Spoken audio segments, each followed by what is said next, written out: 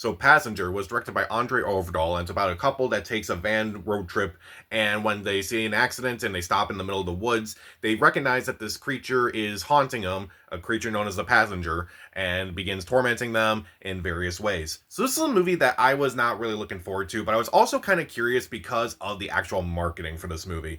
So if you saw other Paramount horror movies earlier this year, such as Primate and Scream 7, they actually showed a teaser trailer for this movie before the movies itself. And they didn't actually release this trailer online at any point. It was actually kind of weird. So the marketing for this movie officially kicked into high gear sometime last month, which I thought was kind of odd, considering that Andre Overdahl, he directed a couple movies that were not necessarily big, like he directed Scary Stories to Tell in the Dark. He also directed that Last Voyage of the Demeter movie. So I was kind of curious to see, because the movie itself looked okay-ish enough, the trailer was okay enough.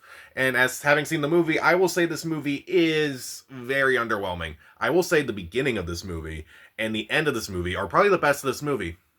It's just what happens in the middle, that's just not. So let's dive into it. Again, I will say the first 10 minutes of this movie, which if you saw the trailer in front of Primate and Scream 7, that is probably the best of the entire movie. The scene is very intense, it's very creepy, it sets the atmosphere perfectly. And I will say the final 10 minutes of this movie are kind of what I felt this movie should have been. It was kind of silly, it was over the top, it was crazy, and I was like, yeah, that's kind of what I felt this movie should have been like, because the rest of this movie just kind of drove me crazy. I will say the characters are smarter than average with this type of movie. I feel like this movie could have easily had really dumb characters, and the characters at least point things out almost immediately. So it's like, okay, you characters aren't that dumb. Well, you're not great either, but you're also not stupid. And also, there are some creative camera movements in this movie. Like, for instance, there's this one long take in this movie where the lead female character, she's leaving a gym and she's walking to the van, and the camera actually turns around only to find like her, that she's actually farther away from the van than she thought, so she's walking to the van again. But the movie actually does it again, where it's like, okay, turns around completely because she thinks she hears something, and then she realizes she's farther from the van again. So then she just runs to the van.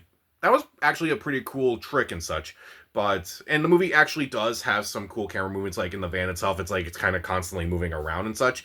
That's probably some of the best camera movement I've seen in a movie in a while. Maybe not, but like it was actually kind of impressive. But let's talk about everything else about this movie. Aside from the first 10 minutes and maybe the last 10 minutes of this movie, the rest of this movie is just filled with cliche after cliche after cliche. And it just was annoying. And it was just very frustrating. It's like, I get that it's like you want to do something different and kind of something smaller, but that doesn't mean you have to do something that literally everyone else has done in horror movies. And this movie checks off a lot of boxes, and it's just very frustrating. Also, as I mentioned, this movie takes itself way, way, way too serious. Pretty much everything about this movie is pretty serious. Like, they don't. It's a movie that I felt like this movie could have easily been a guilty pleasure, a movie that kind of realized that it's kind of stupid. Like, the idea is like, okay, if you get out of your car in the woods and such, then this creature goes after you and such. Okay, that could be silly, and the movie could have worked with that, but the movie chose not to. Instead, took itself way too serious. Like, there is not one single moment in this movie that I thought was funny, like intentionally funny or unintentionally funny. Maybe towards the end where it's like it kind of becomes a little too silly. Also, I felt like there were some plot holes in this movie and there were a couple missed opportunities. Like, okay, so this creature basically comes and attacks you or tries to kill you if you get out of your car, or in this case with the couple, it just haunts them and such. But there's a moment about an hour into this movie where it just kills a random person just for the sake of killing a random person.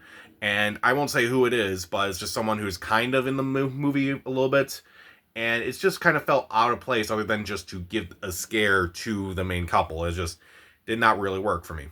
Also, like, the monster itself is not very interesting or creepy enough. Like, the movie tries to hide the monster throughout the majority of the movie, and I get that the idea is less is more, but there's not even enough when you do see the monster. It's just kind of a creature, and it's nothing really scary about it. Like, there are definitely some things where I'm watching it, like, take Hokum, for instance. That creature that was mainly tormenting Adam Scott's character, that creature was creepy enough. There were definitely some moments in Obsession that were creepy enough. And after Passenger, I'm like, yeah, I'm gonna sleep easy tonight. No issue. That movie was not scary to me. So overall, Passenger, the first 10 minutes and the last 10 minutes work. It was just everything else in the middle that didn't. There's some cool camera tricks here and there. The characters aren't too dumb for a horror movie, but again, the movie takes itself way too seriously. It has so many cliches that you've seen in millions of other horror movies, and there are so many moments where I'm thinking you had some opportunity to do a few cool things, but you decided not to do those things, or you kind of just threw some stuff in there hoping it would stick, and it just didn't work. I will give Passenger. Uh, I'll go kind of low on this one. I'll give it 1.5 out of 4 stars. Stream it. So Andre Overdahl, again, he directed a few horror movies like Scary Stories to Tell in the Dark. So who's the most underrated horror director working today? You hear a lot about certain people like Ari Aster, Jordan Peele. Who's your favorite underrated horror movie director right now? Comment down below, subscribe to the channel. This is Pat. Stay safe.